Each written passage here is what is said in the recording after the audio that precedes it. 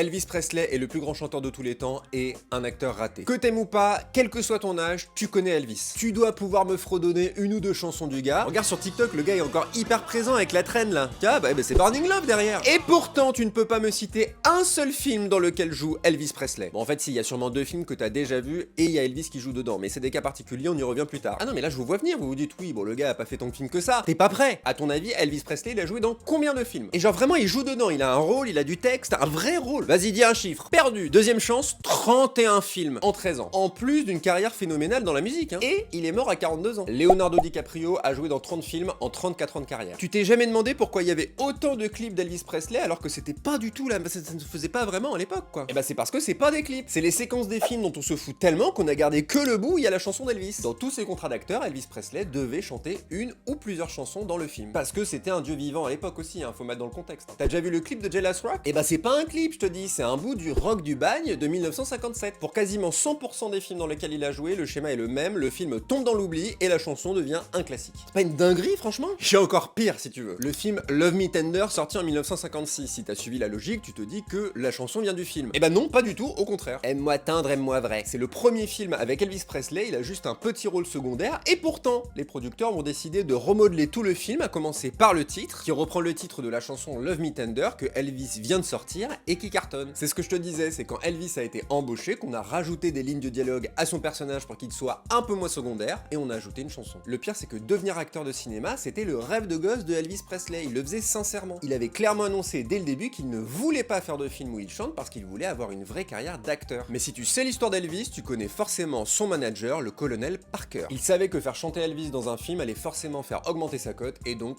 sa thune. Si tu veux en savoir un peu plus sur la relation entre Elvis et son manager, je t'invite à regarder le film Elvis de Baz Luhrmann et la vidéo de Seb qui est génial. Bref, tout ça pour dire qu'en tant que fan d'Elvis Presley, faut que je comprenne. Comment se fait-il que aucun film du King ne soit resté dans les mémoires? J'ai demandé à Google comment ça se fait, il m'a répondu parce que c'est des films de merde. Waouh, c'est pas ChatGPT qui aurait répondu comme ça. Hein. On n'est jamais mieux servi que par soi-même, c'est décidé, je vais regarder toute la filmographie d'Elvis Presley. Si par hasard t'en as vu certains, mets ton avis en commentaire, ça m'intéresse. Non mais si, oui, fais-le, s'il te plaît. Ah, et je disais plutôt, il y a deux films que t'as vu où il y a Elvis à l'intérieur. Le premier, t'as peut-être juste pas tilté, mais il est dans la classe américaine, puisque Elvis joue ce putain d'énergumène. J'adore ce film, à chaque fois que j'en parle, j'ai envie de le revoir. Et Elvis est aussi dans OSS 117, Rio ne répond plus. C'est pas une vanne. La scène du banal accident de trapèze, c'est Elvis. Et pour finir, je me suis fait une réflexion. Là, on parle de la carrière d'acteur d'Elvis qui est, bon, un ratage complet, mais parce que c'est le number one. Et je me dis, il y a peut-être plein d'artistes qui ont eu une carrière fulgurante dans un domaine, qui ont tenté un autre domaine, et ça a été un beat complet. À mon avis, c'est pas comparable avec le fail qu'est la carrière d'acteur d'Elvis Presley, mais si c'est le cas, dis-moi en commentaire. Et abonne-toi.